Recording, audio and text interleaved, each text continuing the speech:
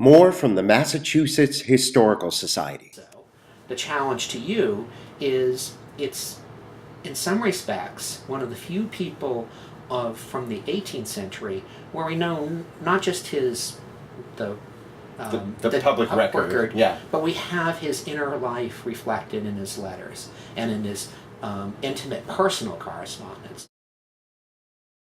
Their life. Here's someone away determining the fate of America, coming, father, a farmer, some question about whether his mother, John Adams's mother, was literate. Yes. A farm boy who went to college only because his father was prepared to sell land. Because he really didn't want to go. Oh, yeah, that's right. Well, I think that's one of the contradictions of Adams's character that I hope to find some balance, which is that sort of salty New Englander, kind of the solidity of that, and the sort of hard line of that, with his unbelievable intellect and curiosity and desire for knowledge and his love of reading. It was an obsession, really, of reading, yeah, and wanting to know and wanting to be bigger and more and all of those things.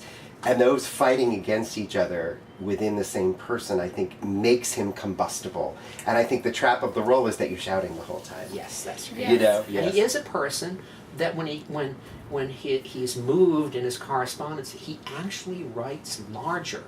The words on the page become larger. Even John Adams sits and writes letters in Congress when he's bored by their inactivity.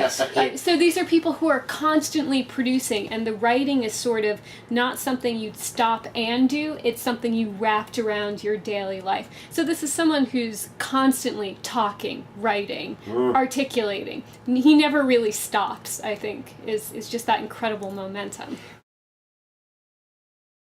It's something that's in the play is repeated, this idea that he was obnoxious to his fellow members. Sit down, John. Well, this is an important thing for me. Yeah, how obnoxious was he? But that's where this comes from. This is. I don't think you find that in contemporary accounts. Essentially, this is a person this is a self-description, a retrospective description by John Adams himself from much later. This copy is a manuscript copy of the text as in an earlier state before it went forward to the Continental Congress as a committee of the whole. So this is where we see these major changes, the text before it was altered. And in whose hand is this? This is John Adams.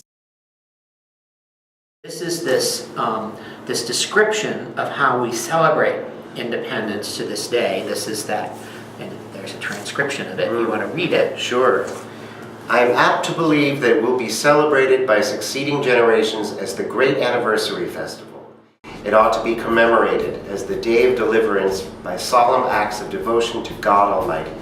It ought to be solemnized with pomp and parade, with shoes, games, sports, guns, bells, bonfires, and illuminations from one end of this continent to the other, from this time forward forevermore.